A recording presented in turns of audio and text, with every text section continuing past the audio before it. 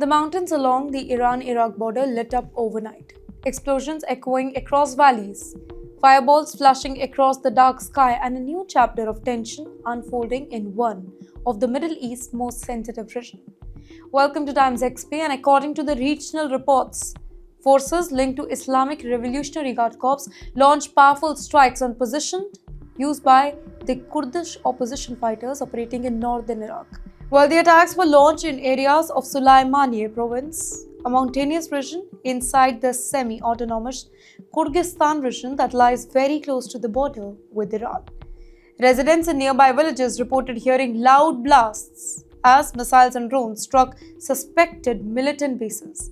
Witnesses described the night sky glowing with explosions while security forces rushed to block the roads around the targeted location. Here, the locals say that the main target was believed to be facilities used by Komala Party of Iranian Kurdistan, an armed opposition movement that has long opposed the Iranian government. Well, Komala is part of a wider network of Kurdish political and militant groups that operate in the border mountains between Iran and Iraq. Well, these rugged areas have historically been very difficult for central governments to control, which is why several Kurdish factions they have established camps and headquarters over there. In the meantime, Tehran has repeatedly accused these groups of launching the cross-border attacks, recruiting the fighters, and planning sabotage operations inside Iranian territory. Because of this, the Iranian military, particularly here we are talking about the IRGC, they have carried out periodic missiles and drone strikes against the suspected militant bases in Iraqi Kurdistan over the past few years.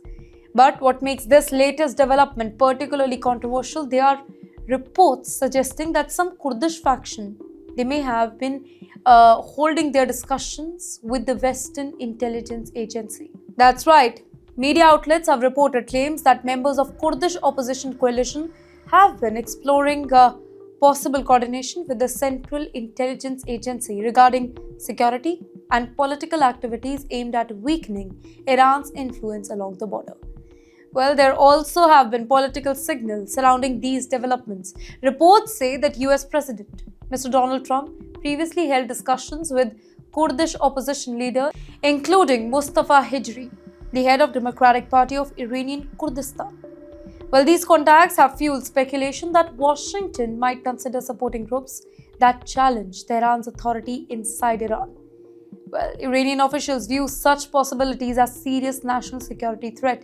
If we see it from Tehran's perspective, any foreign support for armed groups near its own borders, it is seen as an attempt to destabilize the country.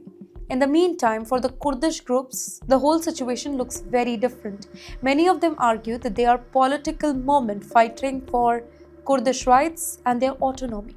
And they denied planning any large-scale military operation inside Iran. But the reality on the ground, it is far more complex.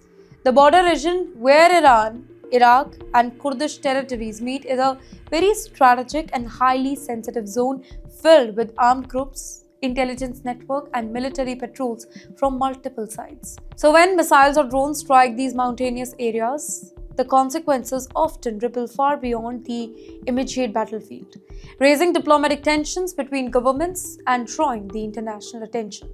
And that is why, ladies and gentlemen, these overnight explosions along Iran-Iraq frontier, they are not just local clash. They are another reminder that struggle for influence in the Middle East is often fought in the shadows of remote mountains, where politics, intelligence operations, and military force all collide.